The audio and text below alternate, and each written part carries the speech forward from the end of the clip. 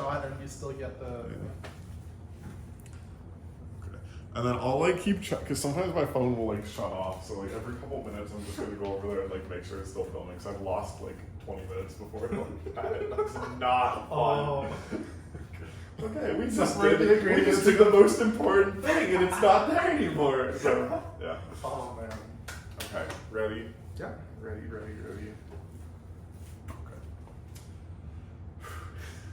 Okay. Hey everyone, welcome back to another episode of Dining with Drew. Today we have a very special guest, my friend Zubin. Go ahead and introduce yourself. I'm Zubin, PhD student. That's going well. Is it? Ask my advisor. He won't give you an answer. Yeah. Yeah, excited to be here. Fellow PhD student. We met 7 years ago in freshman computer science class. And CS159. we've been friends ever since. So happy to have you on the show. So tell us what we're making today. We are going to be making crepes several different ways. We're going to start by making just regular crepes. Then we are going to make some breakfast crepes, so we're going to add some filling to that. After that, we're going to make dessert, which is going to be Crêpes Suzette, which is a way to make crepes where it's flambéed with alcohol. Ooh, it's going to be Crêpes Suzette. It's going to be very fun. Sounds good. Yeah. All right. Well, we'll go ahead and get started and go over the ingredients. So, I can do the dry ones. Just flour, sugar, eggs, butter, salt, water, And milk. and milk. That's it. For the okay, so first we're just gonna have some normal dry ingredients. We have flour, sugar, salt, and then we're gonna combine that with eggs and butter, and then we also have some fancy filtered tap water and some very fancy milk in a glass jar. So that's how you know it's really fancy. Is this just whole milk? Is this? Just whole milk? Yeah. Fancy whole milk. Okay. After that we have the ingredients for our filling. So we have turkey bacon. It doesn't kind of crisp up as much as regular bacon, which makes it much easier to roll or spread around. Smoked Gouda, we're going to shred this up. Green onion, of course, and just a little bit of Philadelphia cream cheese. all right. After, this is the next part too. So then we have the ingredients for the flambé, for the Suzette. Namely, we have cognac.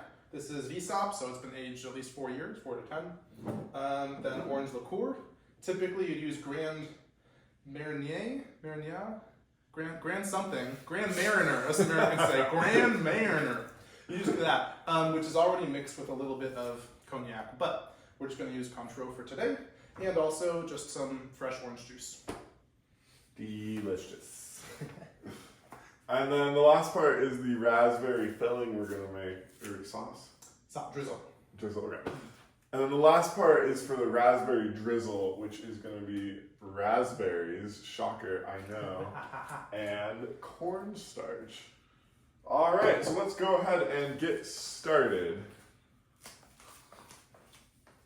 Cool. Okay. Sweet. Yeah, so we're gonna mix. Yes. I'll put these away. Okay. And then, I'll just put these all in the same drawer so you don't get.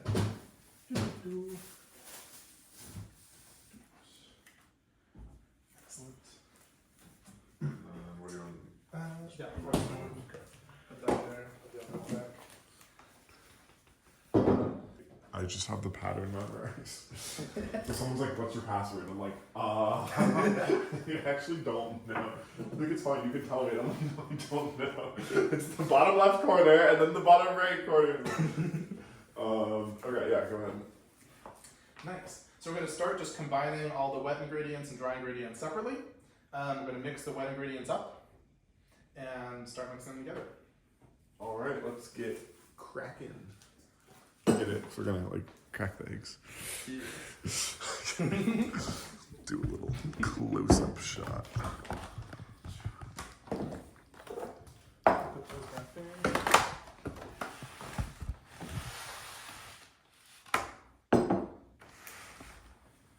Something like that. Yeah. Maybe, what if I went from like, okay. Sweet.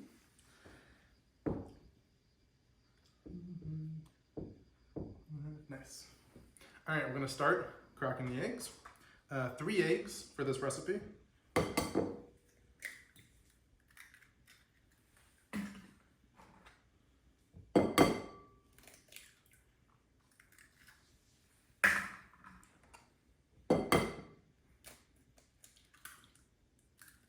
Like so.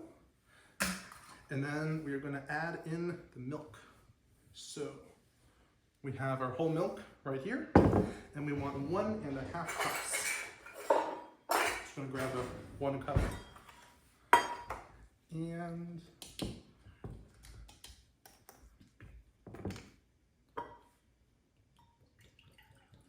glug, glug, glug.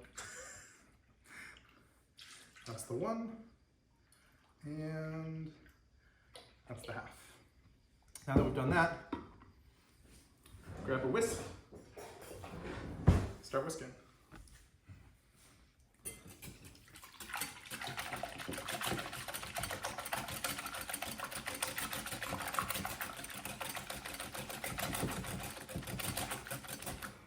It's a lot easier to mix the eggs with the milk already added. It just gives us a lot more volume to work with.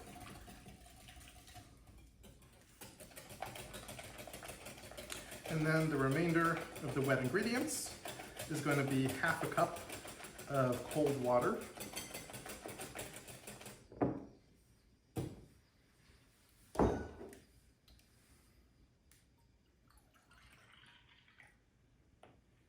And this is just going to help keep it a little bit on the thinner side. We're trying to make French style crepes. We definitely want to keep them thin. And I think that's it. Yeah, and that's it for the wet ingredients. I'm just gonna mix that one more time, get the water in there. Give it a backwards swirl, and we are good to move on to dry ingredients. Yay.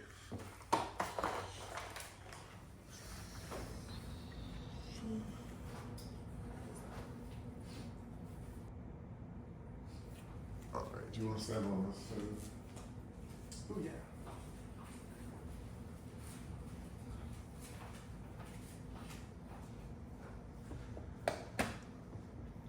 Okay. It's rolling, right? Yep.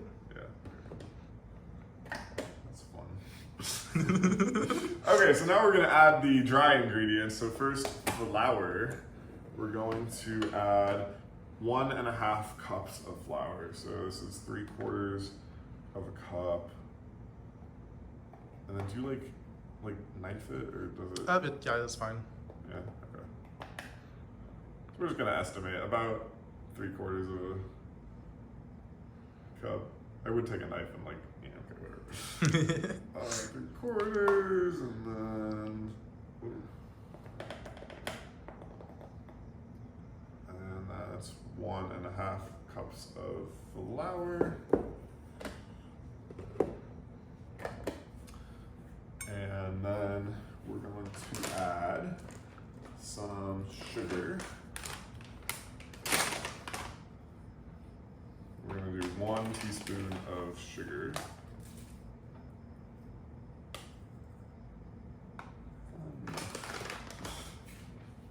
And then we have 2 tablespoons of unsalted butter melted.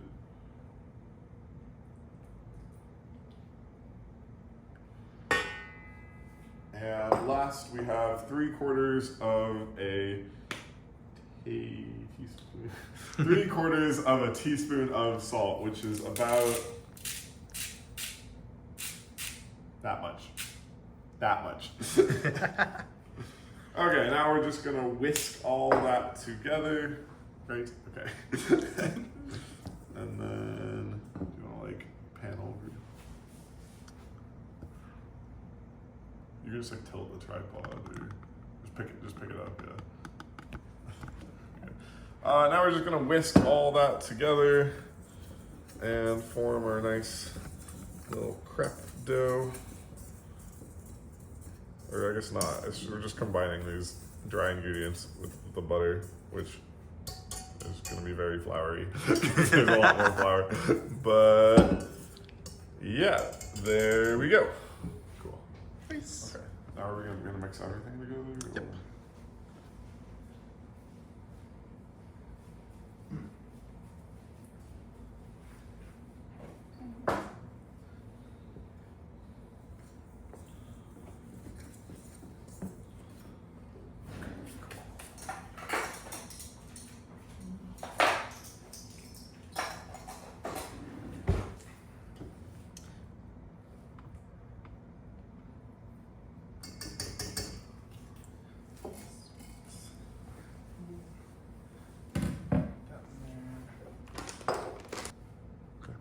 Now we're going to mix everything together. So we have the dry ingredients here, we have the wet ingredients here. We're going to slowly add the wet ingredients to the dry as we mix it. So we're going to start by just pouring maybe about a quarter of the wet ingredients into our bowl. And you can of course hand mix this, but we're going to close this up. And just start it off on low.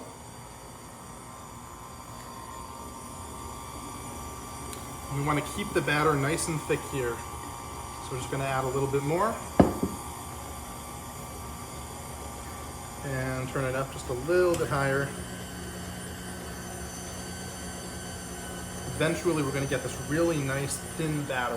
But we don't want to get it thin too early or it's going to lose some of its nice properties. A little bit more. Just about 3/4 of the wet mixture added. And we can turn it up one more time. And add the rest.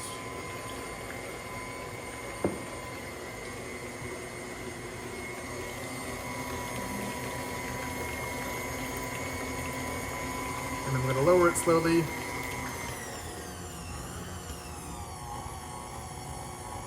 Just to see how it looks. And that should do it.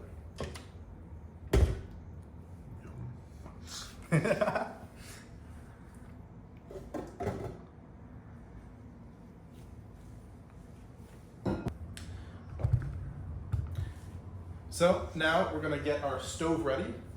Today I'm using a crepe pan, which is fantastic. It has kind of a very thin lip around the side, but really any kind of pan will do here. Some kind of non-stick, probably ideal. This is a seasoned non-stick pan rather than a spray, which is excellent, especially for some of the flambe stuff. You don't necessarily want to light non-stick pans on fire, so we're going to use this, and we're going to start by adding some butter. So, get a nice chunk of butter, put it on the pan, turn it up to medium heat.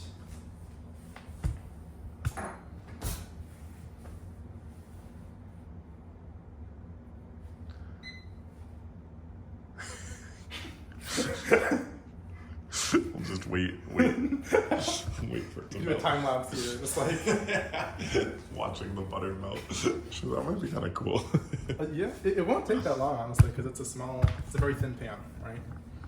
It's a really cool pan. I love this pan. Yeah, that's I use this for like awesome. eggs Where'd and you get stuff too. Online, I mean Amazon, but like online somewhere. It's a French crepe pan. It says the brand on the inside. It's moving. But it's carbon steel, blue steel. Yeah. I have a panini press on my birthday list too. Nice. From the last dining with Drew. Like that was so good. I'm like, I want a panini press. Look at that. Yay, fun. I'm gonna choose my fine spots out.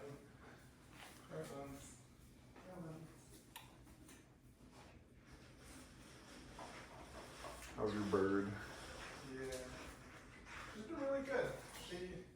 I actually, when I was cooking yesterday, she actually came into the kitchen and stood on my shoulder and watched me cook. It's really Oh, cute. that's fun. She doesn't Is she like more it. comfortable with the house now and stuff? Just a bit. A Like little I bit. can barely get her, but I can bring her sometimes behind the pillar, and she won't just like freak out. So she doesn't need to see her cage. She just likes to see her cage. Oh, that makes sense. Look at that. It's like a fractal. actually really cool.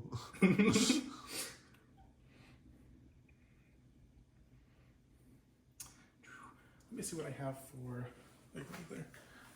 Spooning batter. Probably a 1/4. It's like magnets. Oh, no way. These are awesome. Right? I got those, not in college. No, I got those here, but they're so nice. Yeah, they just stick together and that's a level too on the end. Yeah. Oh, yeah. Cool.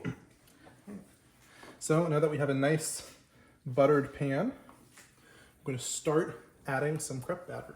The important thing here is we want to try to add it onto one side and then let it kind of swirl around. We're going to take the pan and we're just going to mix it up. So we have about 1/5 of a cup, just under 1/4 of batter, and we're going to put it on one side and then swirl it around by hand.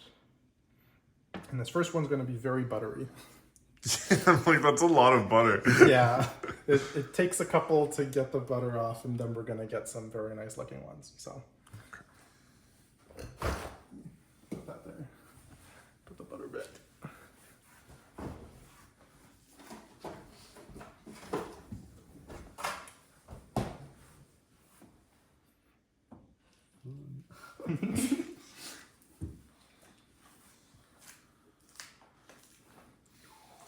I did like really simple, like 3-ingredient crepes with like the uncut cooking channel. I don't know if I ever showed you his videos. He's like, I don't know. he does like really good recipes with like abrasive commentary. Like it's really funny. But, like his cooking videos are very short and like he never shows his face. Like he does just his hands, you know. Oh. And then he does like, it's kind of like creative too. He like, okay, go ahead. All right, so we're going to take about 1/5 of a cup of batter. We're going to put it on one side, in this case the far side, and then quickly spread it around. And doing it like that, that's the key to making a nice thin crepe.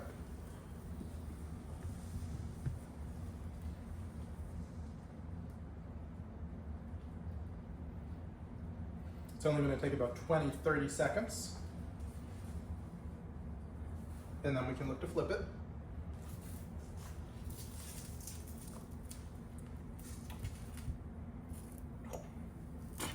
Oh no. Are you okay? Did you burn yourself? No. Okay. Yeah, this one's gonna taste good. If we do that fold there, that's the traditional crepe fold. Sometimes you do it when you fill crepes, but it's very often done for desserts. It's also what we'll do when we make Suzette.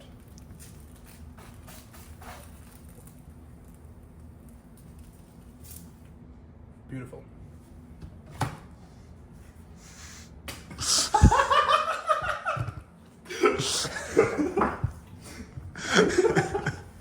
I don't know why that was so funny. It just went. Okay,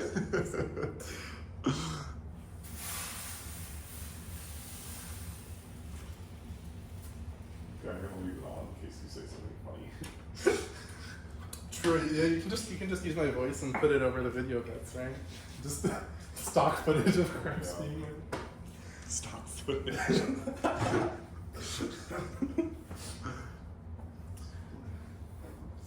Oh, I will. Slide in here.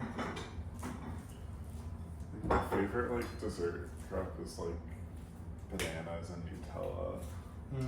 But I love like a good savory crepe too, like the bacon and or like ham and cheese. So good. We had like a French like exchange. We had like I have all this. Yeah.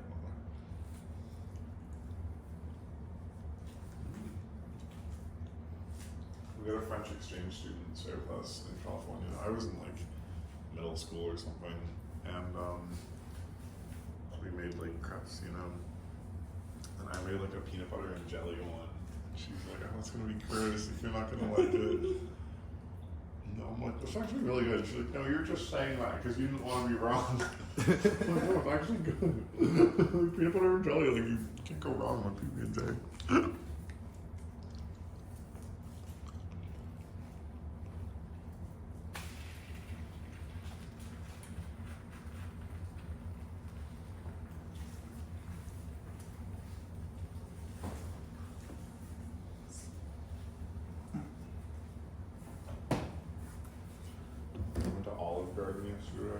Yeah. I was like super hungry, and then you just like only eat salad and breadsticks, and then you take your entire entree to go, you know. I love That's what it. you do while I'm good. And then they sent me like all my, you know, like on the first day of your birthday month, you get like all your birthday coupons. You know? So I had like a free dessert coupon, and I forgot about it until like I already like got a to-go box. I'm like, oh, actually, can I get like a tiramisu to go? He's like, oh yeah, no problem. And like he's like, oh, we got saved your coupon. Happy birthday. I'm like, oh, thanks. Like, sweet. That is very sweet. Yeah, he was awesome.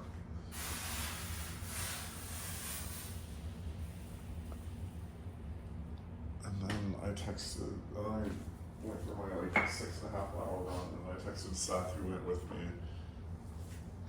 Because I told him I was gonna go for a run, and I'm like, oh, it's gonna have to be like really late at night because like we just had all this Olive Garden, you know.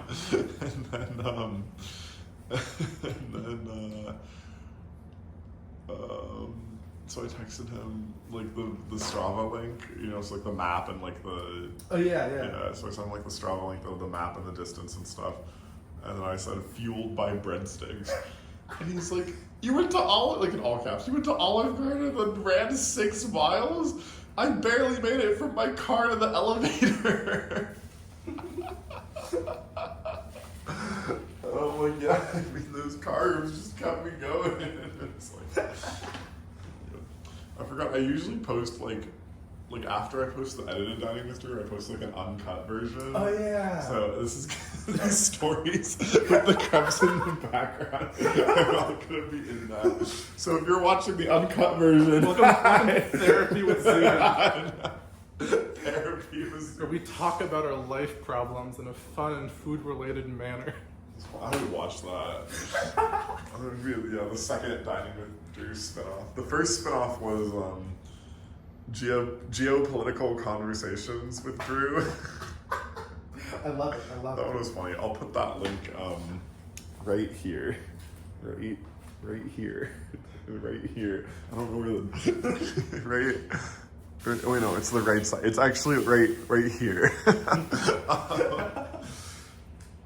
We were talking about, that was like when like Russia was invading or not Russia. Oh yeah, Russia was invading Ukraine.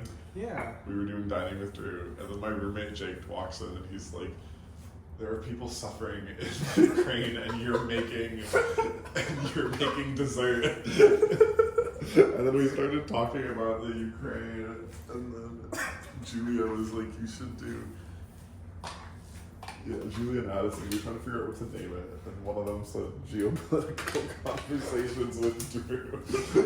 And then I think I actually, I took that clip and I made it in, I posted it in, so I have a playlist called Dining with Drew Extras. Ooh. And, that's where the uncut ones go, that's where, the trailers go, you know, the deleted scenes, you know, so I put it in there.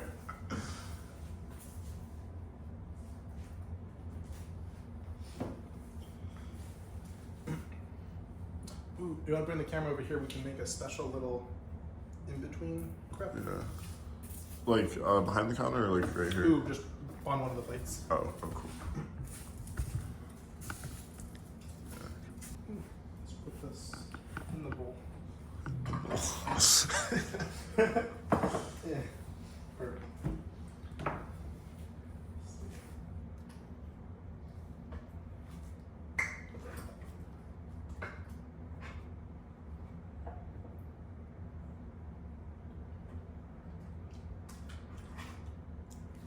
Oh, I tried the butter one. Tastes like butter. It's like movie theater popcorn. You know when you're like, yeah, I want extra butter, and you take like that first kernel out of the bag. Or not kernel, the first popped piece of popcorn, and it just tastes like pure. But that's so good though, because that's like, you know, like this is unused, unsalted butter too, right? Yeah. Yeah. Wait, so what are we doing with these chocolate graham crackers? Ooh, you will see. That's phase 3. Phase 3.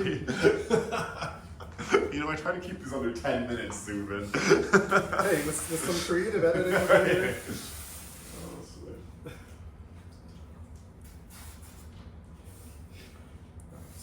Okay. We've got that one started. Alright, which one are you looking at? Just both of these? Yeah, I can't really see your face, so just That's fine. Just talk with your hands, I guess. So, we're going to make a small variation while we wait. It's a little bit of a dessert crepe. Wait, actually, I am gonna just for the beginning, and then I'll zoom in. We're gonna do a small little variation here. This is a dessert crepe. Some people like this, some people hate it. What we're gonna do is we're gonna use cream cheese, and we're gonna use more than you would think we should. We're just gonna take it, spread it out here. We don't actually want to put it all the way to the ends, just kind of in the middle. It's all part of the fun. And then scooch it over. And we're just gonna roll this. We want a nice kind of circular roll. So bring it in like that. And then as we do, we kind of squish it out to the sides, just a bit. Roll it again, keep it circular, and then squish it down. And roll, and circle, and roll, and circle. And we're gonna do this all the way through, like so. And once we get it all the way out here, we make sure that the cream cheese is spread to the sides as well. And just take our knife, cut it right down the middle, and we have a little Americanized treat. Yum. You gotta try it on camera. Childhood favorite, okay? This reminds me of. I can't think of it, but It's good, right? that's really good. Very complimentary flavors. That would be like good for breakfast. I'd eat this for breakfast. Instead of bagels, why not crepe? Yeah, fewer carbs, more cream cheese. That's a win in my book.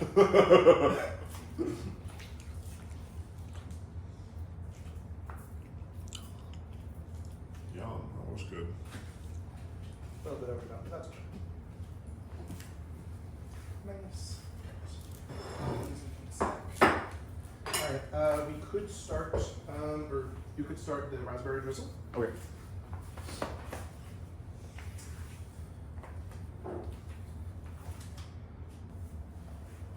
Okay, what am I doing? What am I doing? Actually, all your things are going to be over here. I can hand you ingredients and tell you what to do, and then you can turn to the camera and tell you what to do. In here? Yes. Okay.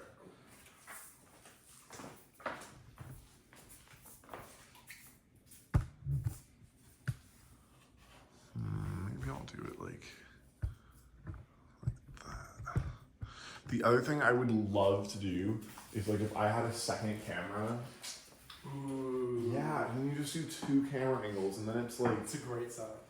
yeah. It's so Final Cut makes it so easy to edit that because you just Really? like you just clap or something to like get the cue, and then it'll line it or it'll help you line it up. Oh, yeah. And then you just switch camera 1, camera 2, camera 1. And yeah, it's called multicam in Final Cut. And That's it's like, amazing. yeah. So I don't know. Like if I don't know. I mean, I never keep my old iPhones when I get a new iPhone because they give you like $600 off your new phone if you trade in your old one. It's like I don't know. I mean, shooting in 4K in like I don't know 5 years from now or whatever it should be like.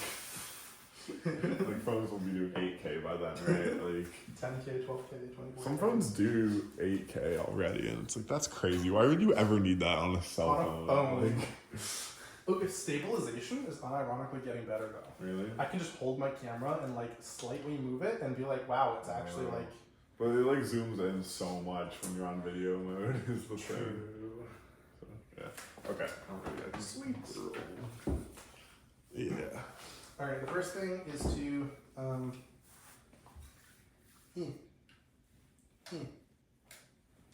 whisk. You could just put it in the pan. Cornstarch and water. So what you need is 2 tablespoons of cornstarch. I'll give you 2 tablespoons. That's 1 tablespoon. You need 2 tablespoons of that, and then you're gonna have 1 tablespoon of water. So you can just do water. Okay. And then you'll just whisk them all together.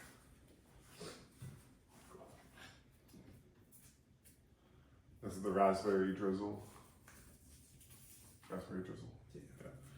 Okay, so now we're gonna go ahead and make the raspberry drizzle. We're still popping out these crepes one by one because we only have 1 pan, but that's the way it goes. So, anyways, so we're gonna take 2 tablespoons of cornstarch and put it in another pan.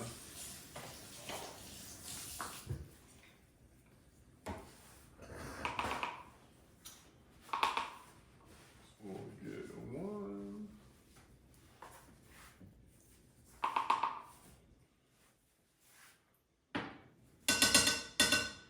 2 tablespoons there.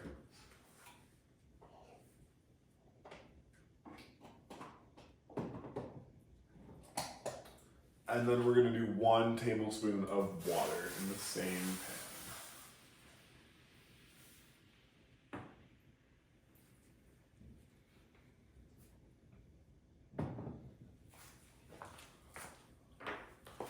And then we'll take our whisk and we'll mix that water and cornstarch together.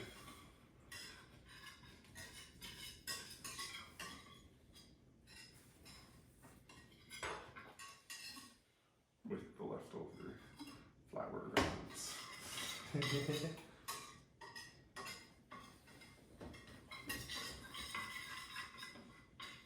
After my last video, my sister was like, I need to teach you how to cut a bell pepper. I'm like, I know, I learned, I watched a video, I'm sorry. I hate cutting bell peppers so much, but I've seen the They're videos. worse than onions. It's so bad. Like the professional chefs doing it, and like, I mean, I know how to like get all the volume out, but like, it's hard to like just do that fast, right? Yeah. Are we gonna heat this up? Yes. Okay. Yes, indeed. Next in that, combine everything in the sauce. Okay, so we're going to turn the saucepan up to medium, which is, yeah. And then you're going to add all the raspberries and about 1/4 of a cup of sugar. You have them like whole? Yep. Do you have to rinse them? Yes. Actually. I actually don't like raspberries, but I do like raspberry like sauce and stuff. So Touche. I just don't eat raspberries. I'm the opposite, honestly. I don't get raspberries often, but they're one of the few fruits I will just like sit down with a box and then the box is gone. I really, the only berries I like are strawberries. And other than that, I just don't like berries. Like oh my god, blueberries I cannot stand. Like I just not for me. Touche, sir. Touche.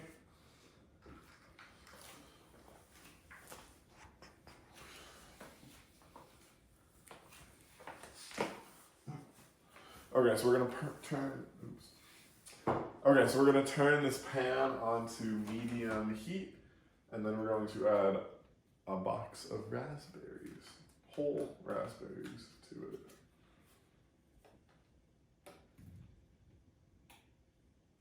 Yay! Fun.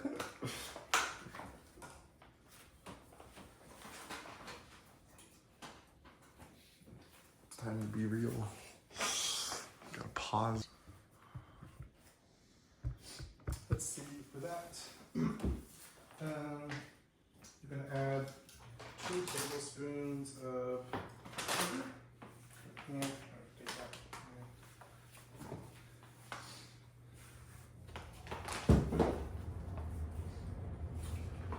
So now to our raspberries, we're gonna add 2 tablespoons of sugar.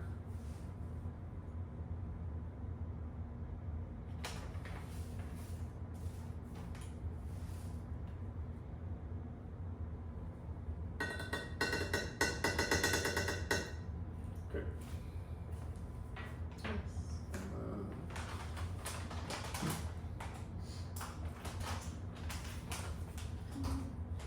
Dash of orange juice. Yes. You I just should. opened it. You can check. Okay, and then last we're gonna add a dash of orange juice.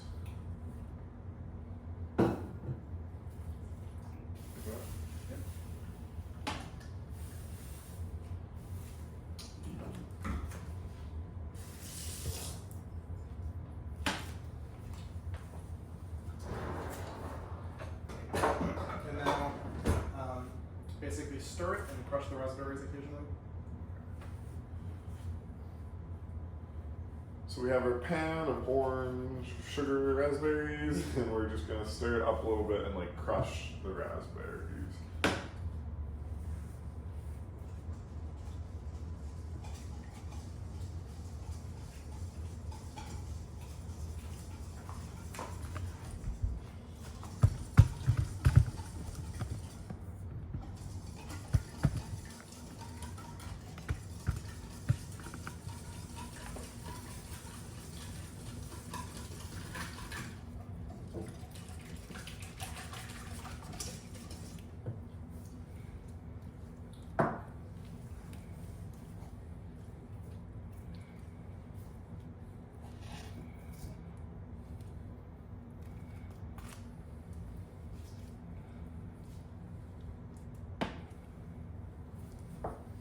It's looking good.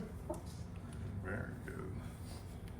Sweet sugary raspberry juice.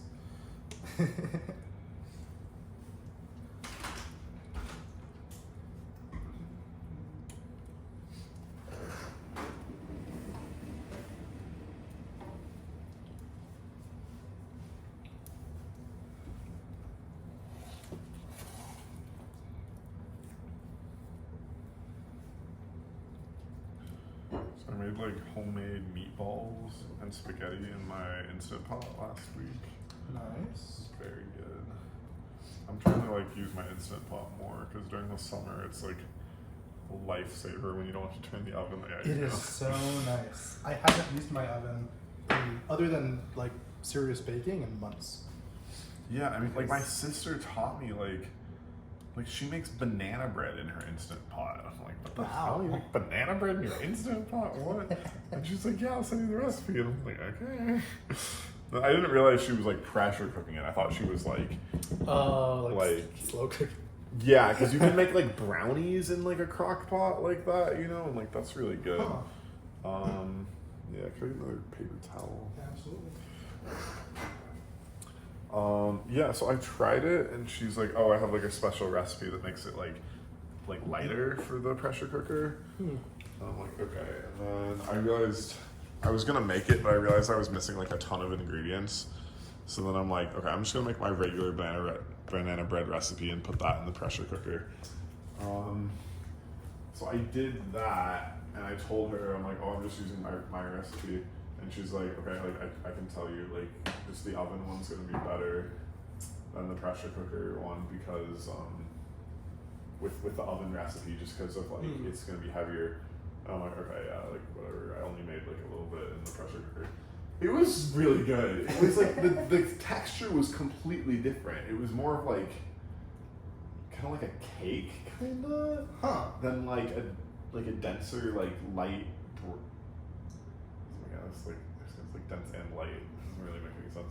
No, But I get that. Yeah. it was so good, and she told me you like cover it with tin foil so the water doesn't like drip onto it. Yeah, and then I was gonna make like salmon. I just, like the deli, like salmon and crab, and I was like about to turn the oven on, and I'm like, So I just looked up like Instant Pot salmon, and I'm like, oh, you can just like, it's like 4 minutes plus all the like preheating time, but like, Yeah. It was so good. Like, it tastes the same, and it's like, yeah, then you're, you live in a little tiny apartment, and you turn the oven on to 400, and your whole apartment is like That's great. 80 now. Yeah. So, yeah, she says she refuses to use the oven if it's above like 75 outside. So I'm like, the entire summer. Yeah. But yeah, she's a good cook. So. I mean, instant pots are lifesavers. Yeah. So much. Like, but yeah, I have a Dutch oven and a pressure cooker, and between the two, most dishes that I make can be made in that. It's really nice and like caramelized. Yeah, like burning on the bottom of the pan. That's Stop stirring. Say love. It smells so good.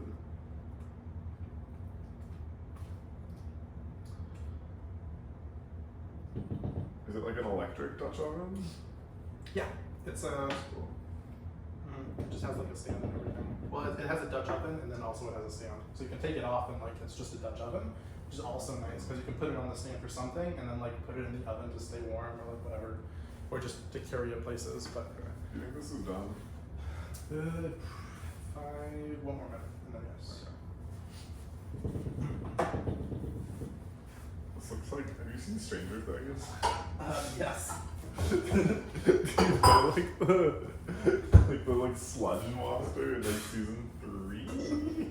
That's what this looks like. It just like bubble. That was gross. It's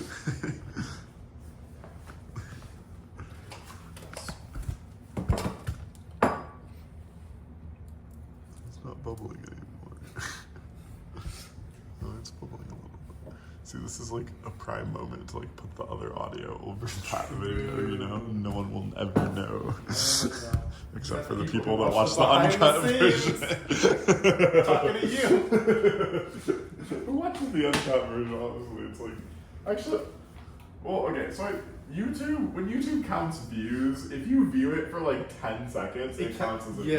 So it's like, I'm like, oh my god, my video got 100 views. It's like, that really 100 people clicked off it immediately. Yeah, and then you look at like the average watch time and you're like, wow, 8 seconds, like great. My most popular videos are all like, I think I have one or two that have like 1,000 views, but it's like no one watched past a minute. Yeah. And then I have videos like no one, like 0 people, and then I have other videos that like 5 people watched, but like 3 of them actually watched the whole thing, and I'm like. So when your friend's like, oh yeah, I loved your video, you could like you didn't watch. Or like, you send someone a video link that's like a 10-minute video, and 5 minutes later they're like, LOL, so funny, and you're like, wait a second, that was a 10-minute video.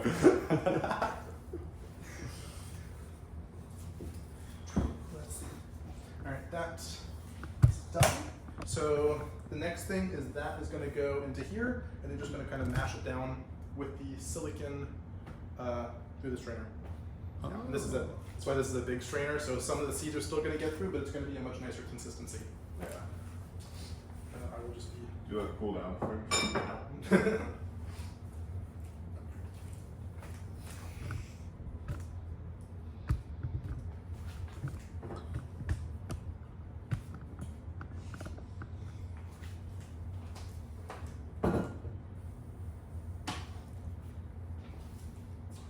Okay, so we'll take our hot raspberry drizzle and we're going to put it into this little strainer here to get the seeds strained out.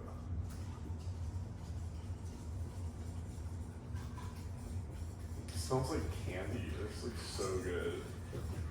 It could be. You could take that and just like put it in the fridge or freezer and harden it into like ice cubes or something.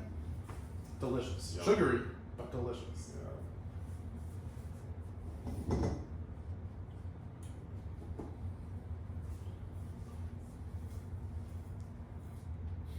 Good luck cleaning that. No, come on. I've watched worse. Okay, so we're just gonna like smash this through. It has a little space in the bottom. You can just leave it down. Yeah.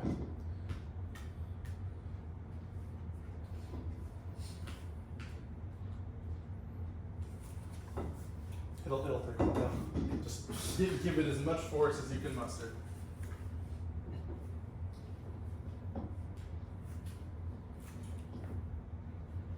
And then probably while you're doing that, I will start having 1 or 2 crepes left, and then I can just start the filling portion. Because that'll be cooking as well. This is good. I set aside 4 crepes over there to make Suzette with. Should be enough, depending on how yeah, because we want enough for a meal for the breakfast, and then we can each have 1, and then maybe I'll like save 2 or something. Yes. But very, very dessert. Sweet. I looked up a recipe. It called here. This is my rant. This is my chef's rant right here. What's the deal with low ingredient recipes? I saw a recipe for 1 ingredient brownies. What was that ingredient? What was it? And it was brownie mix. Flour? Dates. These were just date bars. It's not a brownie. It's not a brownie. You can't call that a brownie. You can't just reduce the number of ingredients to the point where it's no longer the item and be like, you want to make brownies? You only need 1 ingredient. Dates. It's not even brown at that point. It's like, aren't dates like red, like purple, like dark? Oh my god, that's funny. That's really funny. Okay, so you know those recipes that are like, oh, it's like a 1-pot dinner. Like, okay, and then it's like, oh, clean the pot, like between things. It's like, Completely defeats the point. the worst is like when I'm making something in my Instant Pot and it's like, okay, like saute this in the Instant Pot. Okay, now clean the Instant Pot. Now pressure cook something else.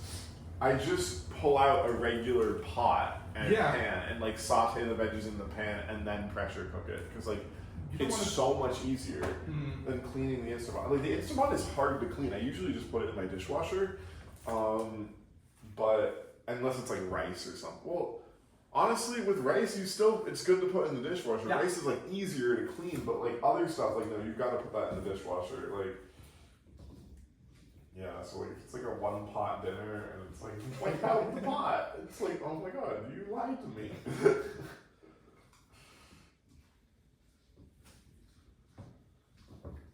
Or it's like they tell you to put like everything in like 1 frying pan. You're like, there's no way all of that fits, and I end up like splitting it myself, and then. Okay, this actually worked pretty well. Yeah, that's perfect.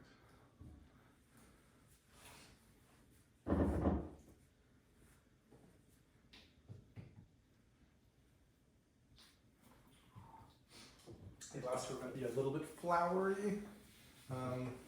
That's okay. I like that. It's good flour too. It's this nice pastry flour that we just tried.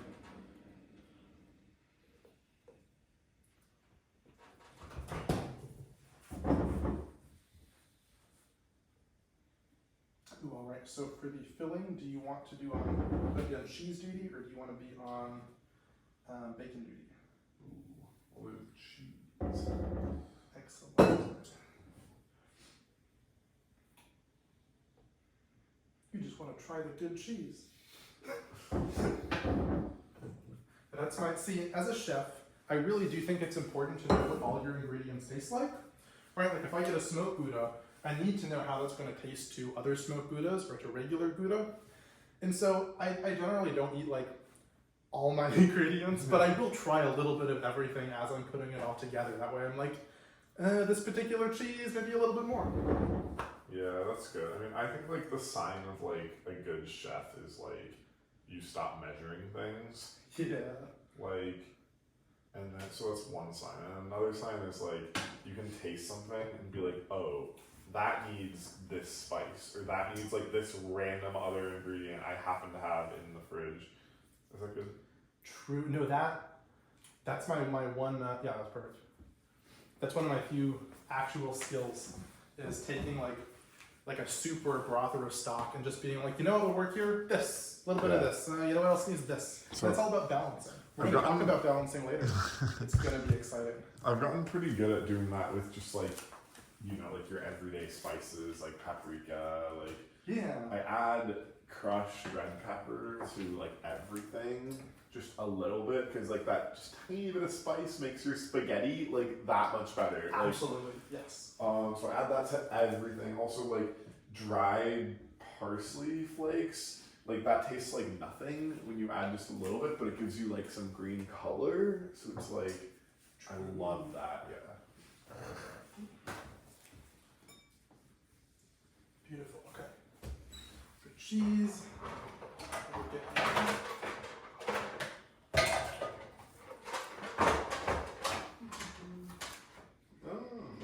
Fun.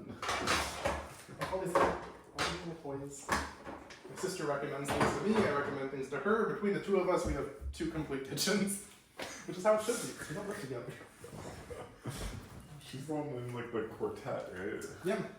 Hey, her quartet just recorded their first album. I think it's an EP or something, I don't know. But the first thing, it's on Spotify, Viano Quartet. Go check out Zubin Sisters Quartet, and we'll put that one right here. Right there. Actually, I don't think you could put a Spotify link. You start it on YouTube Music too. Probably, honestly. Yeah. We can put a picture of the album art. Ooh. It does look pretty. It's hand drawn. It's like their like quartet, but it's all like That's so cool. Like your first EP, like I love that. Or like even when like big artists release an EP, it's like they're like, yeah, this isn't done, but like it's still good. Mm-hmm. I love that.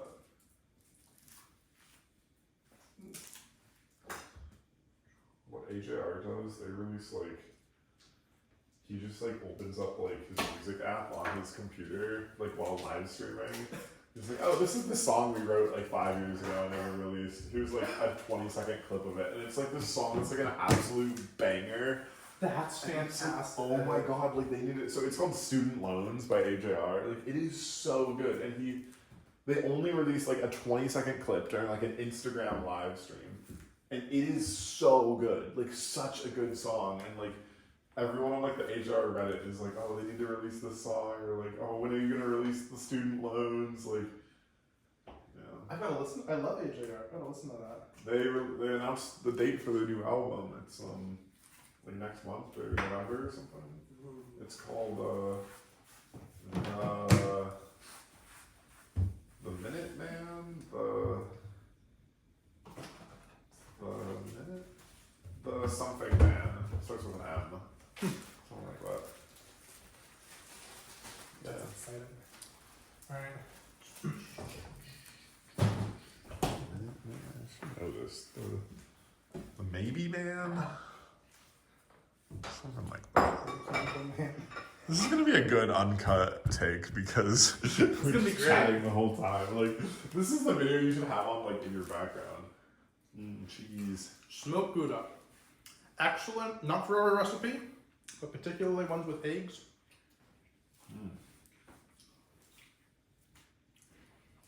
I love this.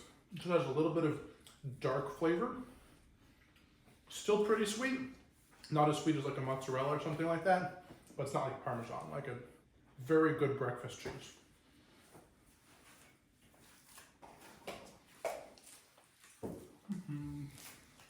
Let's see, okay. That's for you. The cheese and the grater. I'm gonna make, or I can say what I'm doing first and you can do either way. Okay, I'm just gonna grate the rest of the cheese.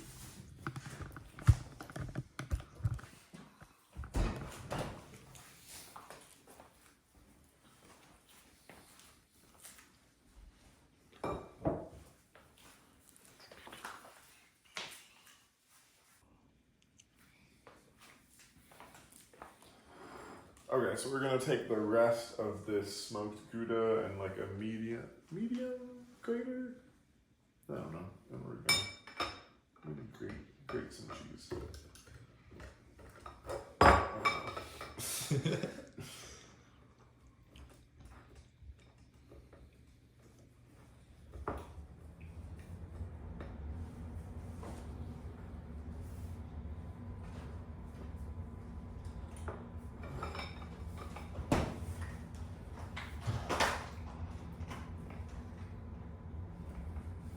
while we're doing that, we're going to use the same crepe pan.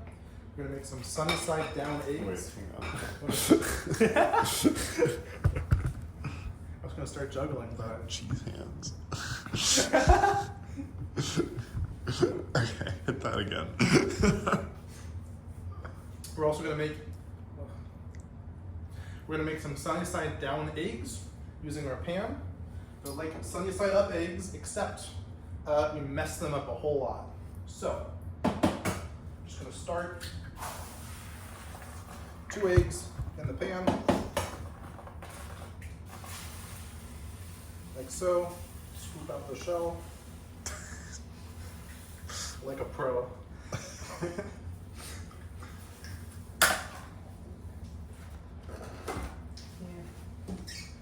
We're gonna quickly season these with salt and pepper. Where's the salt? Do we put it away? It's not the pepper. Is the pepper? Oh, there it is. Really nice. There's the salt. I'm gonna quickly season the eggs with salt and pepper. Just a little bit. And now for the fun part. First, break the yolks, like so.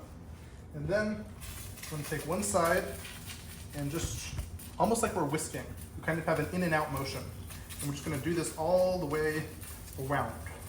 So we're not quite scrambling them. We're not quite over easying them. We're just getting this nice mixed bottom side down egg.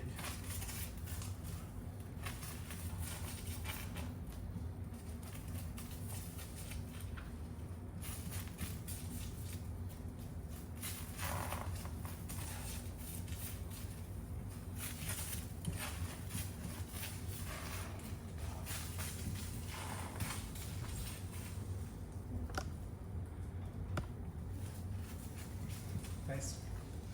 And I can just keep doing this while you finish the cheese. And then we'll combine those. Some low.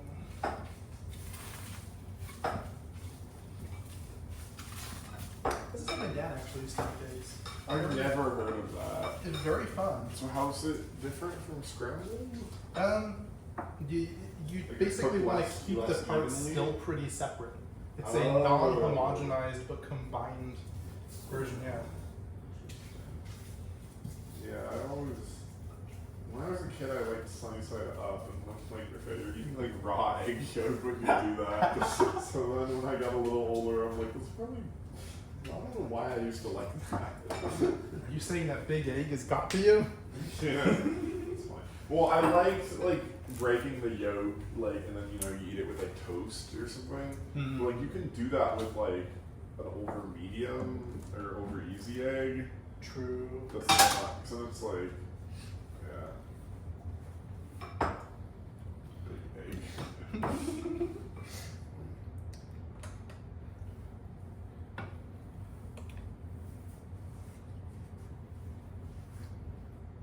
Nice. You know, like you go to the grocery store and there are like 20 different types of eggs to choose from. Yes. Like, how do you know? Like, Other than size, I have no idea. Or like size, and then some of them are like, I don't know, grass-fed eggs or something. yeah, and then like, and then there's like white eggs versus brown eggs, and it's like, like when did white eggs ever become a thing? Like that's like the dumbest like American thing like I've ever heard of. The most American thing. It's Like, crazy. And then like kids are like afraid of like brown eggs because like they've like grown up only eating like white eggs. Which Welcome is to just regular- geopolitics. No, not again. We did it again. Oh my god, that's funny. Yeah. Do you want to get the? Eggs and cheese. Oh, sh! No. That was kind of dumb, honestly. That's a different pan. It's gotta be cool, right? No. Okay, what are we combining? Let's see. We're gonna put a little bit of water in that pan, and then the turkey bacon. Oh, okay. Yeah. Just like this. Yep. And just lay it How out. bad did you learn yourself? It'll be fine.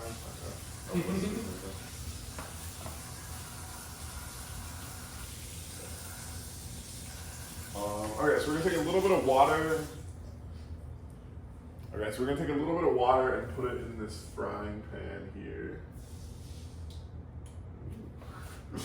And then we're going to add these strips of turkey bacon and cook them in the frying pan.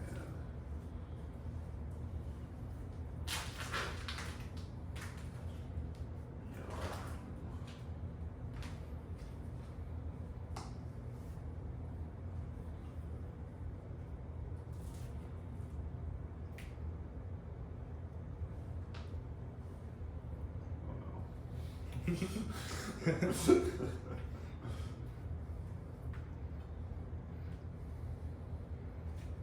we do them all at once? Yep. We'll spread them around. They don't crisp up, which is really nice. Oh, okay, so the strips don't really matter. Turkey. Have you had turkey bacon before? I don't know. It doesn't crisp up like pork bacon. You can make it crisp up a little bit, but not nearly as much. It's a lot less fatty. Oh, yeah. But it's still a very nice breakfast flavor. Another spatula. Nice. Just use the big one. Sorry. Big one. Yeah. And then, let's see. And then basically you can just start stirring anytime you see the water start to bubble a bit.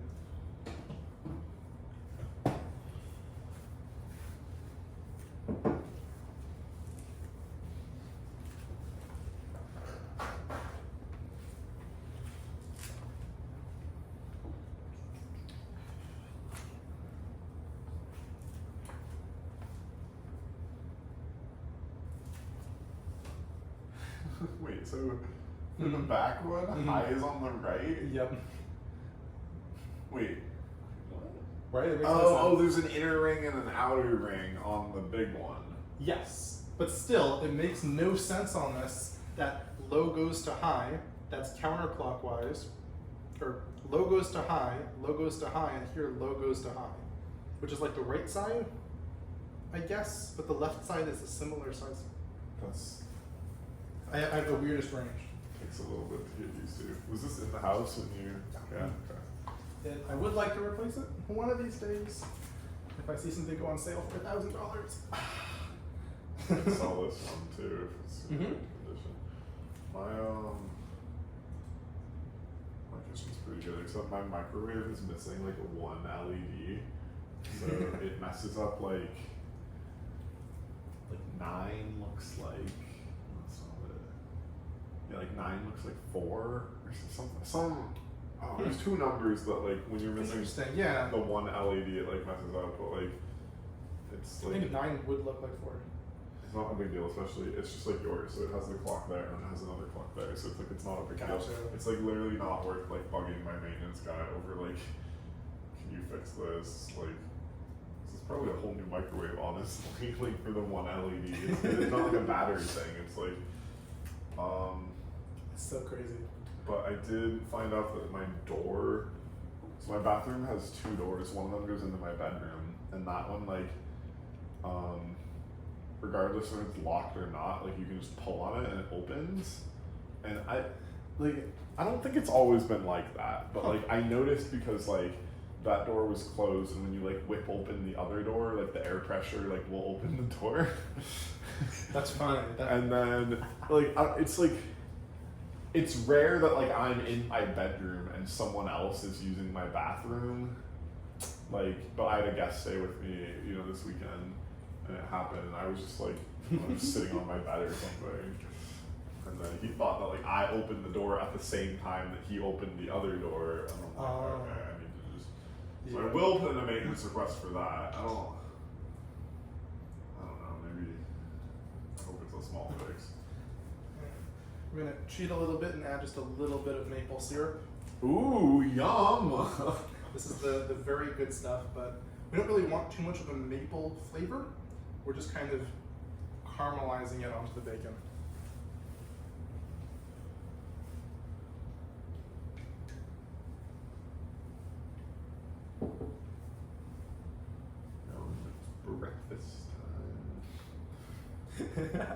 It's so funny when you're like, I can do early. You say early Saturday morning or late Sunday night. I'm like, oh, I guess we'll go with Sunday night. It's funny. And then, what was the other thing I was gonna ask you? Oh yeah, you said like we could cook something outdoors. What do you have in mind for that? Oh, so when we do the flambe, I don't have a fume hood, and Oh, you're the little, yeah. that thing literally just goes right up there. Yeah, Yeah. And then I also have a bird, which are like respiratorily sensitive. So we're just gonna take it outside, light it on fire, and bring it back in. Wait, so is that why like the canary in the mine shaft like dies? Because when the canary passes out, you know. It wouldn't necessarily kill people. It could still be toxic. It'll kill the canary. Same thing. Even with like, that's why I can't use regular nonstick pans. Because even though most of them like aren't toxic anymore, and also the chances that you like get them to that temperature where it would release anything toxic is like you probably won't do that as long as you don't just leave it on the stove with nothing in it. Right. But even just a very tiny bit, she's gone. Yeah. That's sad. I didn't know that. I used to have a whole set of non-stick cookware, and I got a bird, and now I don't. I had no idea about that. I knew, you know, the canary thing, obviously, but I didn't know why the canary passes out first or dies. It's so sad. Yeah. Alright, spooky last thing. There's this book that we read in like engineering education all the time. It's called Canaries Reflect on the Mine. And it's about like students that hated school, like discussing like their experiences with like awful teachers and awful schools and all that stuff. And it's called Canaries Reflect on the Mine, I think. It's a really like profound title. That's pretty good. Yeah, right? Like, you know, because you take the canary in the mine to like kill it. Like,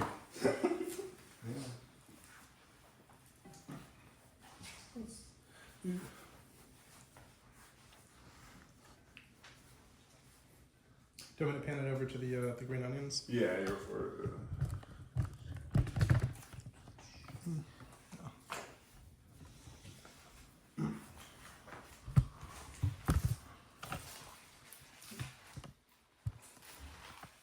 For our last step, good. For our last step here, we just need some green onions. We're just gonna finely chop and just get them going everywhere. It's much more fun to take a bunch like this, just kind of chop off what you need and then put the rest of the bunch back rather than taking a whole one and chopping down the entire length. It just takes too much time. Right back. Okay. So you can like, you just put it in a glass of water and it'll like keep growing. True. I'm just like, I think it was Justin. He's like, why do you throw away your green onion sprouts? You could just make more. And I'm like, I don't think I want green onions growing in my kitchen when it's like 30 cents for a whole bunch, like at the grocery store. It's just not worth it. You get like flies and like, how's that looking? Pretty good. A little bit more. Yeah, just try to spread it out like pretty flat now for the last part. It'll kind of ground a little bit.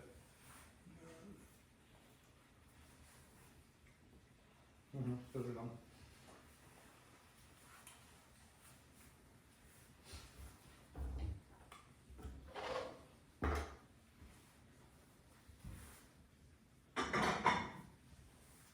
And we'll start assembling them.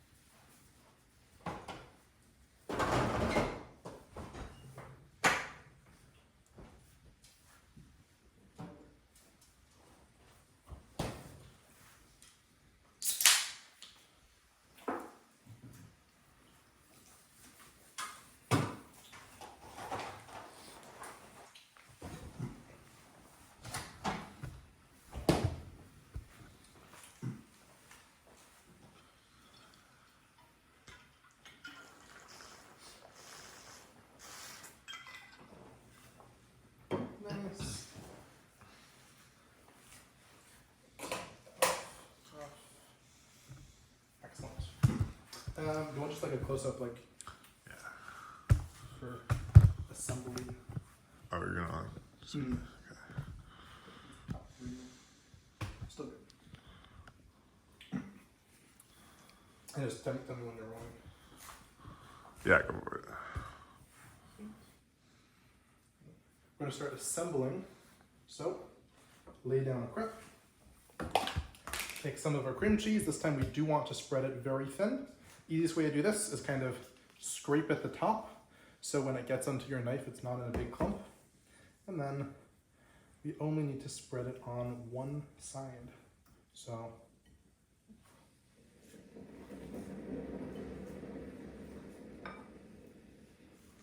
this is just going to add a little bit of balance to everything else, particularly with the cheese, because smoked Gouda can be a little bit overpowering of a taste, and this kind of smooths it out.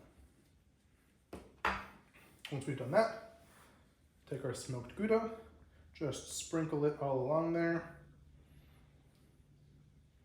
Since we have the cream cheese, we can use a little bit extra. And we're going to get some of our green onions. Don't want too many. That flavor is going to go a long way. And now, one strip of bacon,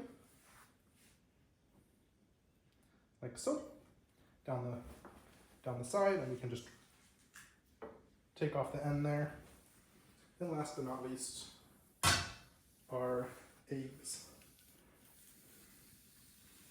which are a little bit overcooked by now, but also same thing, just a little bit. That's enough, honestly. And we're going to make that same kind of fold. So I'm going to start from one side, fold over into the other, and kind of press down, try to even the ingredients out. And then we're going to fold it one more time, like so. Press down again. Don't press down too hard or you will start ripping the crepe. But once we do this, we have a little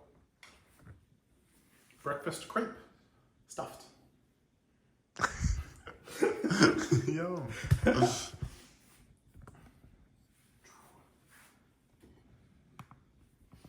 And then I guess I'll just make another one and then we can like eat that. Okay. Yeah. And then we can make the rest and then eat them. Alright.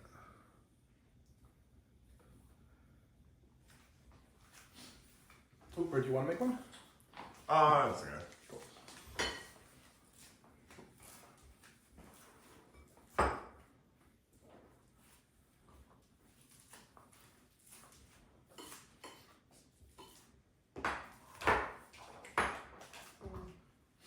What I'm actually going to do, that's fine. I'm going to put them back on a pan for a little bit once we assemble them, because they're getting a little bit cool.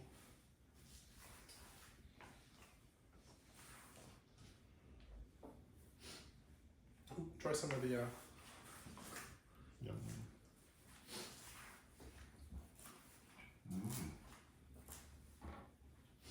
it's good, right? Yeah.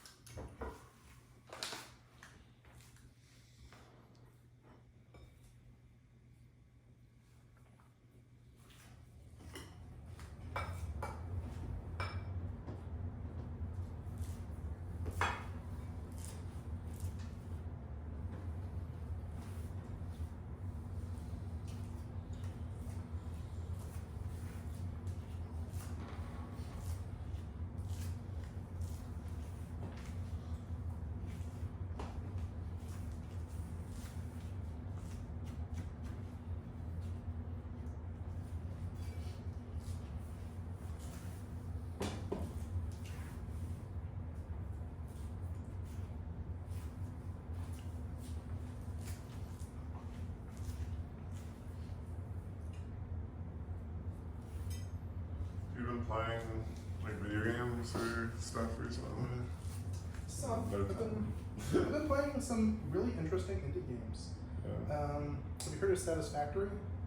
Yes. Was that the one you were talking about in Discord? Probably not. No. Okay. So one of my other friends mentioned. Baldur's Gate, I think was what we were talking about in Discord, which is also very fun. That's a D&D like game. Very new, very good, very good. But Satisfactory is really cute. Like, it's like Minecraft without doing anything by hand. It's like Minecraft without. Okay, it's not. Maybe you told me about this one like a long time ago. I probably did. It's very fun. You like automate everything. Yeah. And the entire thing was about like unlocking new ways to automate it and then making things more efficient. But then like you're unlocking new resources. So you start with like iron and copper, and then you build like a mine, and then. Someone told me I would like Factoria.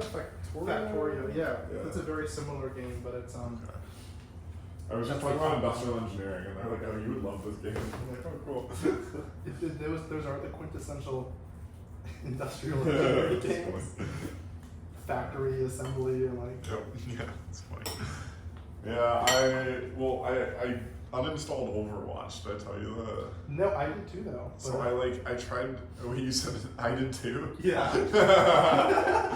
I was trying to update it, and there was some like data issue with my Switch, where like, so the Switch has like the local storage and then the SD card external storage, and like you can usually like freely move stuff between, but you can't like partition like one game.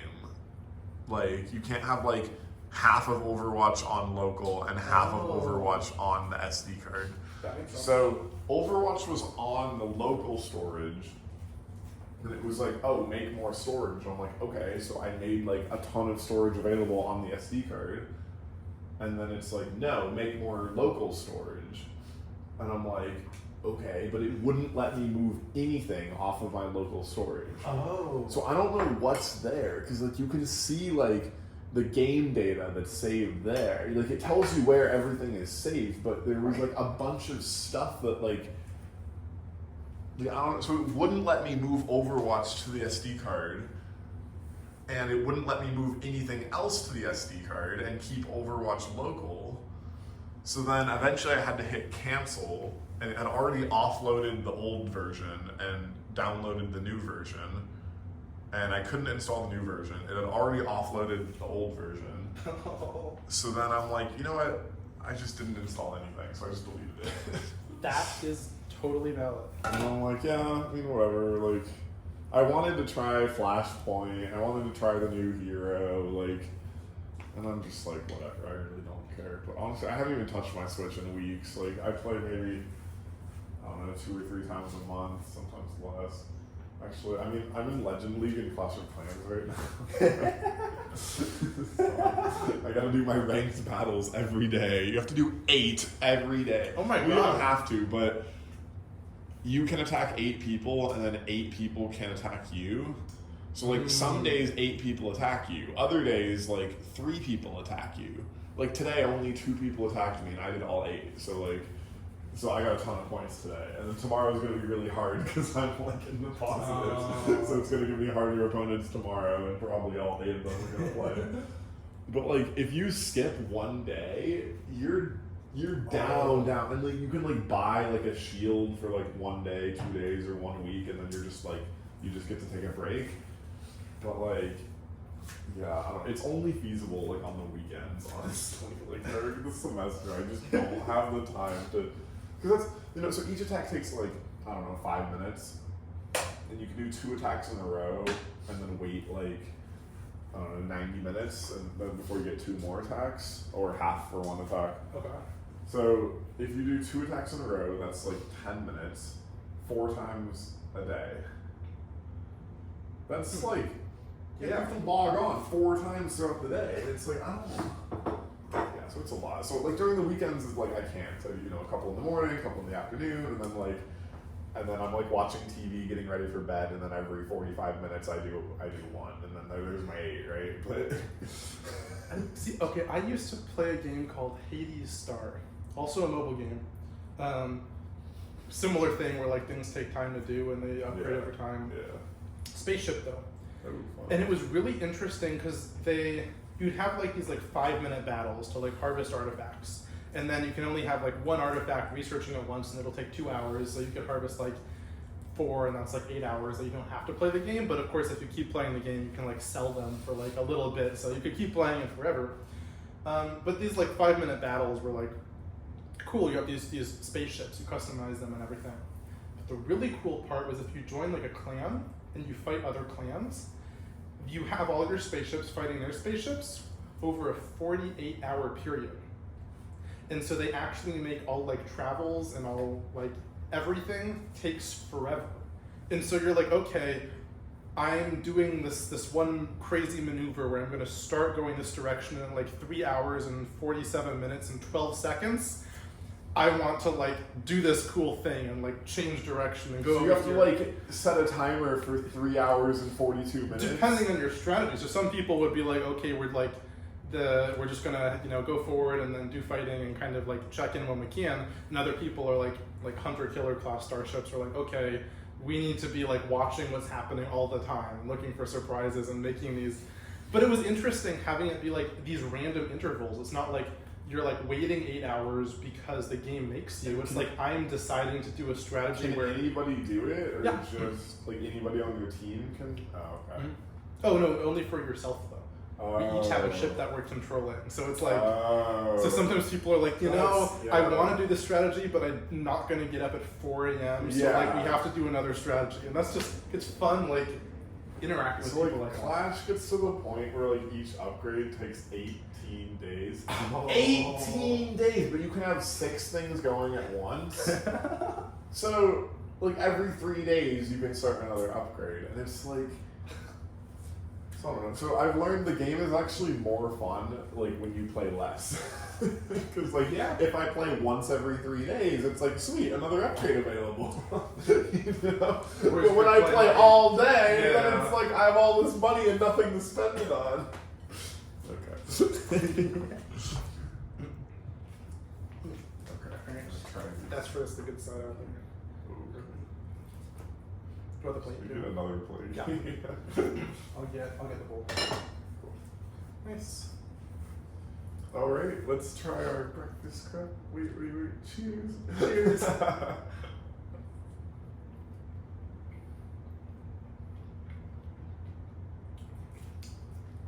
Okay, that cheese. Yep. Yeah, you were spot on about that. It's like, everyone's done like bacon and eggs, but like with that cream cheese and the Gouda, wow. Mm-hmm. You mostly taste the Gouda, but you notice the cream cheese helps it just kind of slide in with the egg and the meat. And then you have these really nice thin crepes helping it along. Wow, that is. Wow. Wow.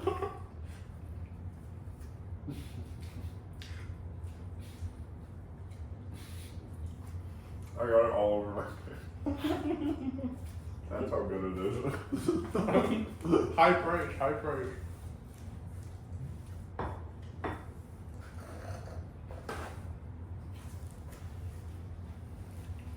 Wow, next time I make like a breakfast burrito, putting like cream cheese in that.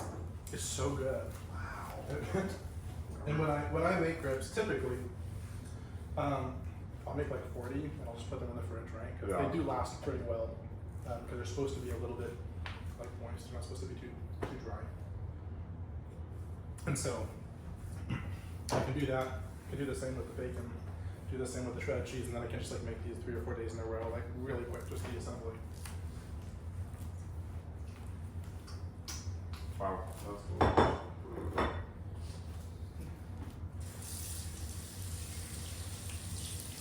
One more? No, okay. Right. Yeah, that was very good. I really like Savory for that dessert. this one. Is this your dinner? Yes. Oh, shoot. Okay, yeah, no, taking time. Actually, this is the only meal I'm eating today. You haven't eaten anything today? I'm on this new diet. It's great. No foods. Oh my god, she's like, that's in the devil wears Prada. Yeah, you know.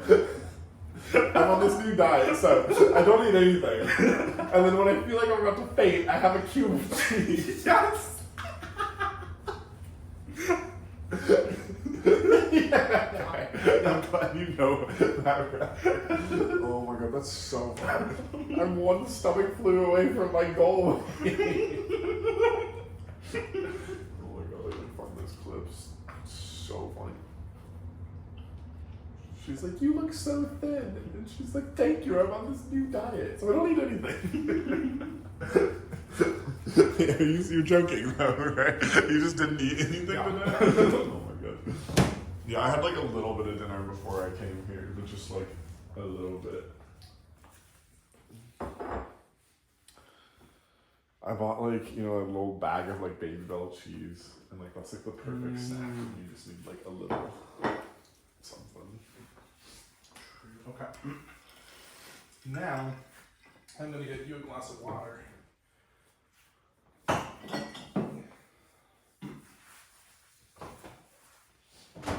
Partially because I'm a good host, but partially to cleanse your palate. Oh. Because we're gonna do a little experiment. Ooh. Experiment. So, meat takes drink. So the interesting thing, let me get this. There we go.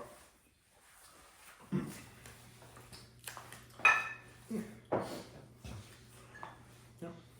One of the really interesting things about Suzette is that it involves cognac and orange liqueur. Now there's a very popular drink made from these two alcohols.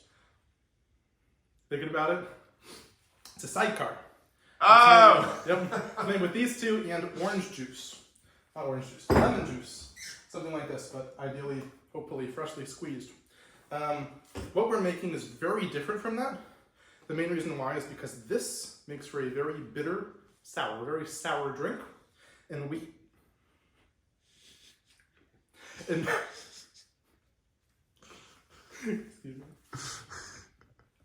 we are using orange juice instead. So the same orange juice we made earlier. So we're going to get something that is akin to a very popular alcoholic drink, but without the same kind of bite, which is good because we're making a dessert. We want a dessert flavor. Of course, we could actually make a sidecar with our orange liqueur, cognac, and orange juice. Then it would be very tasty. Highly recommend you try. But I'm going to talk a little bit about balance, this crazy thing. Mixology is all about balance. Very common, even like in old fashioned, even just that whole family of mixed drinks. You take one base spirit, like whiskey, and you try to balance it out. So in old fashioned, typically you have whiskey, and you have bitters, and you have some kind of simple syrup, right? And so we're trying to bring out all of the interesting flavor in the whiskey by just balancing it out. We add a little bit of simple syrup, a little bit of sugar. That way it's not too rough. And we add some bitters just to help bring out the aroma. Typically aromatic bitters are actually what's used. So we are going to do a little experiment here, talking about balance and contrast. Because when we cook, cooking is often all about contrast. We put items together, the culinary arts, we want them to contrast, but not the same with mixology. So I have some pre-made shot glasses here, containing various liquids, and we're going to do a little experiment. We will need the graham crackers for this. Ooh.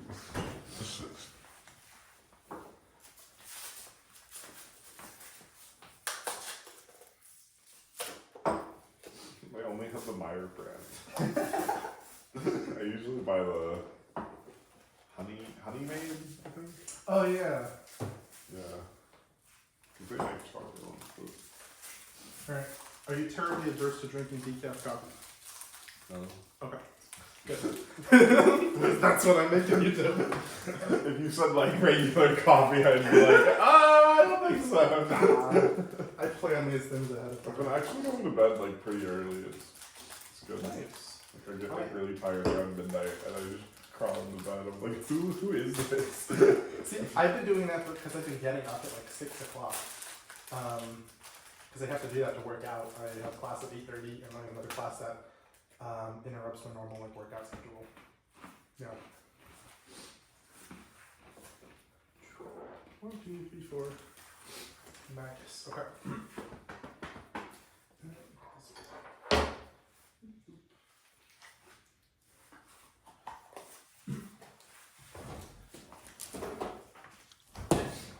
Okay. So we're going to combine two flavors.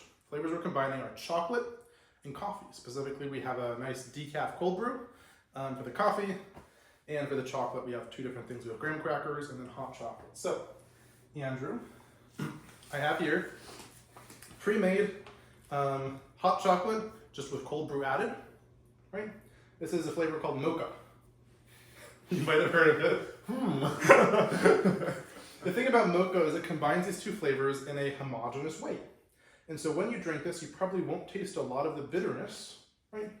And this is what we do with balance. We've taken the hot chocolate, something that's typically very sweet, and we've balanced it out to bring out the chocolatey flavors, but without really the coffee. The coffee is just there for balance. So, cheers.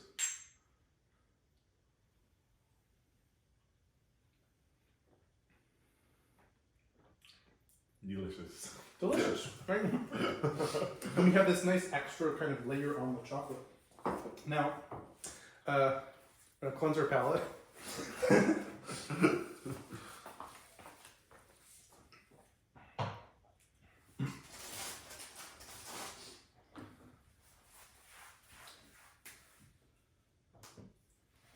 Nice.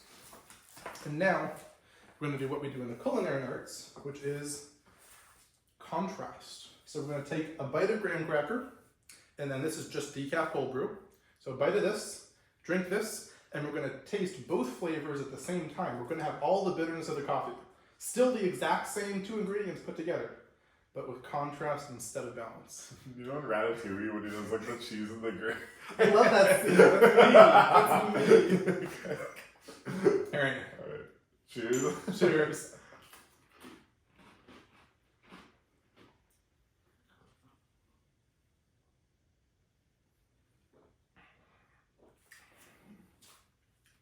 And you still get that mocha at the end.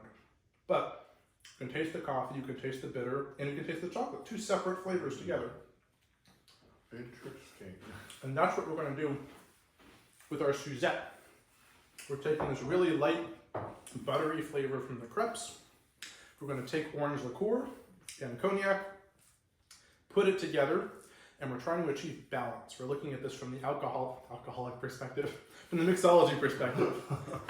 We're looking at this from the mixology perspective of balancing out our flavors rather than creating a contrast, but we also need to caramelize it, and so we're going to actually make a little sauce beforehand, and we're going to make it all nice and caramelized, then add the alcohol, whoosh, and then serve it with some of our raspberry drizzle. It's going to be great. Yum.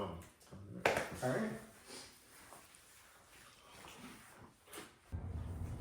Cool. So, I'm going to make our alcohol. The important thing when doing Suzette, or really any flambe, first of all, no loose hair, right? Everything like that. Second, we're not going to put our hands or faces over the flame, but we'll get to that. Third, we don't want to pour from the bottle because if it catches fire as we're pouring, it goes inside the bottle, heat makes things expand.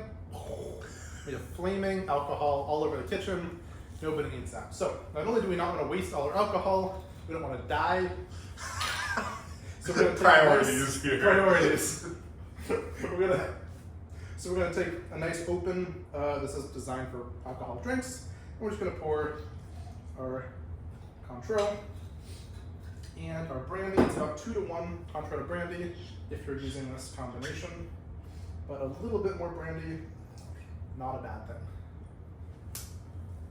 thing. Swirl it around, just gently, and when it comes time to flambe, we will simply pour this over, ignite it with a match because we will be, not a match, a lighter because we'll be outside and it probably won't catch fire immediately. Let it burn out and then eat. Sweet. And then we can do this part, which is the non-alcoholic part. So to make our sauce, we're going to take our pan, nice big pan, ideally with large edges so that we don't get fire everywhere. We're going to put in a lot of butter. This is half a stick, so 4 tablespoons. Let it melt around. A lot of this butter is going to end up going away. It's not actually going to end up in the crepes, right? It's very different from the butter we use to butter the first pan or when we're making the batter. So we'll let this stir around.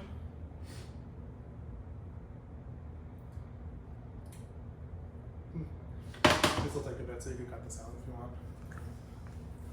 Adding, so yeah, okay, whenever you're ready. Nice. So now we have our nice, very buttered pan. We're going to add about half a cup of orange juice, like so. Just spread it around with our spatula. And this is what we're going to use to caramelize our crepes. So once we have this, you're going to turn our temperature down a little bit, medium high to medium low. We're going to start dipping. Dipping is a very fun little process. The way I like to do it, you want to kind of get the bottom half, so holding it here, and we have half there, and then we fold it over, and then because we don't want to touch scalding hot butter, we fold it over again, somewhat like so. And then we're just going to do this with all of our remaining crepes. So dip that side, fold it over to the other side, and then fold it over one more time. Beautiful. Don't burn yourself again. 2 times in one take?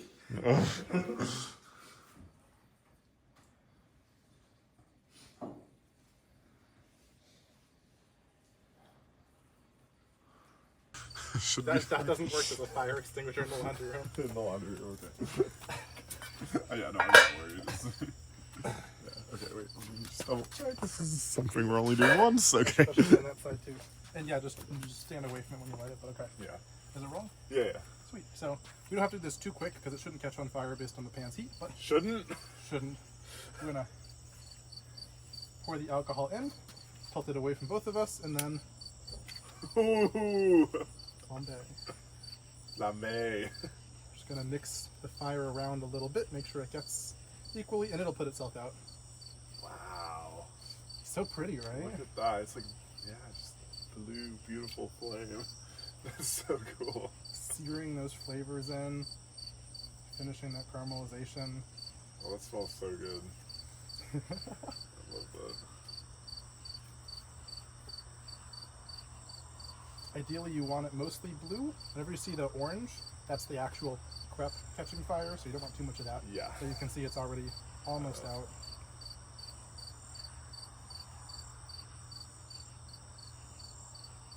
A bit more. Wow, that was so fun. Right? Just Oh, I was thinking my dad got like rum as a gift and like he's not gonna do anything with it. So he made bananas foster like every night for like months. And he only used like that much rum, you know, like you don't extinguish it. nah. Well, yeah, we probably could. It will burn itself out, but put the lid on and then check it in about 10 seconds. Tilt away, open away. Yep. Lovely. Like Cool.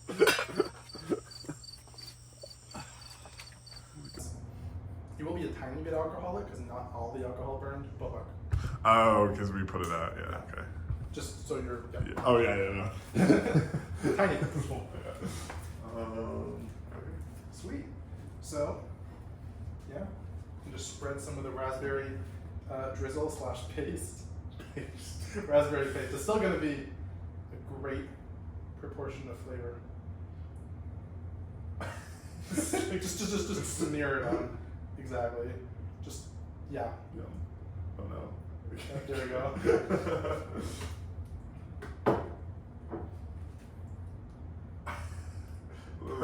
big Perfect. And then we can take a graham cracker, and we don't want to put this.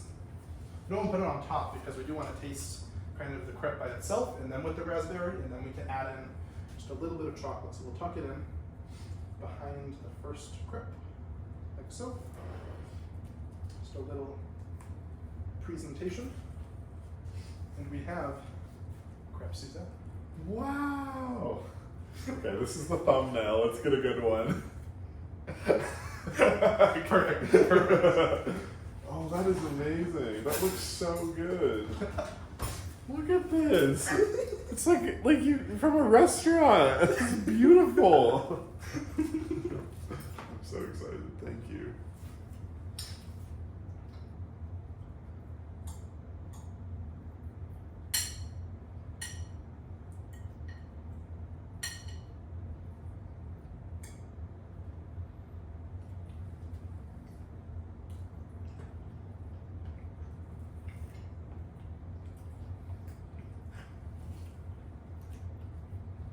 That's good. Yep. Wow. Oh, that raspberry sauce is just so like.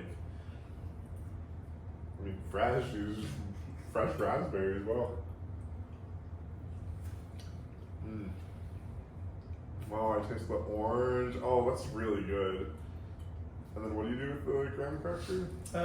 For the second one, just kind of, it probably won't break super easily, but you can like break Just off a try it piece and with just it. exactly contrast.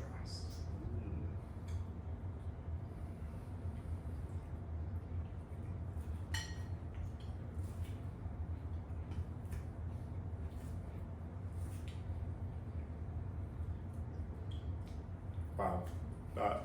Wow. I'm speechless. That's really good. French desserts, hard to beat them. Yum! Is that the end? That's all she wrote.